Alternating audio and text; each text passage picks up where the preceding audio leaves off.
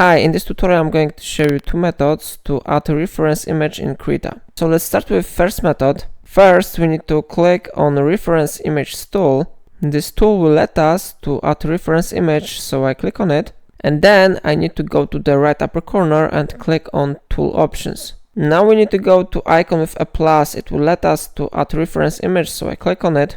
And then we need to find an image that we want to open. So for example, I select this one image and then I click open button. After that, your image will be opened as a reference image. So you can change position of this image and you can continue to create your project. To use second method, we need to open the folder where we have our image saved. So for example, I have here this one image.